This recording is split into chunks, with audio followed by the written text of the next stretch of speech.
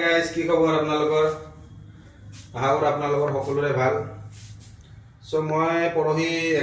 9 তাৰিখে টিকেট কৰি আহিছোঁ মই মাক লৈ আহিব লগা হ'ল চ' মাৰ যোৱা বছৰ মই অপাৰেশ্যন কৰিছিলোঁ চ' অপাৰেশ্যনত বস্তুটো ছাকচেছ নহ'ল মানে ভৰিখনৰ ভিতৰত এনেকুৱা প্লেট ভৰাই দিছিলে এনেকুৱা লম্বা প্লেট ভৰাই দিছিলে এইবিলাক এনেকৈ সোমাইছিলে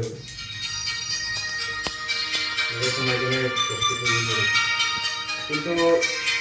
বস্তুটো ছাকচেছ নোহোৱাৰ কাৰণে আমাক 6 মাহৰ ভিতৰত মাতিছিলে যে ভৰিখন আৰু এবাৰ চেকআপৰ কাৰণে লৈ আহিব তো মই ভাবিলোঁ মা কৈছে কি ভাল হোৱা মানে 6 মাহলৈকে একো প্ৰব্লেম পোৱা নাই তাৰ কাৰণে মই লৈ অহা নহ'ল তো বছৰ যেতিয়া হ'ল তেতিয়া মানে বস্তুটো আকৌ মানে বিষটো ষ্টাৰ্ট হৈছে তো মই সেইকাৰণে আকৌ আহিব লগা হ'ল তো অহাকালি মই পাটনা আহিছিলোঁ আহি মাৰ অপাৰেশ্যন আজি দুপৰীয়া 2টা বজাত সোমালে তো আহি আজি অপাৰেশ্যন ছাকচেছ হ'ল মা ইয়াতে শুই আছে এতিয়া বৰ্তমান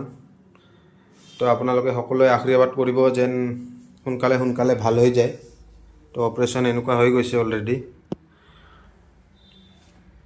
তো থেংক ইউ গাইজ ভিডিঅ'টো ভাল পালে লাইক কৰিব ছাবস্ক্ৰাইব কৰিব চেনেলটো আগুৱাই লৈ যাব থেংক ইউ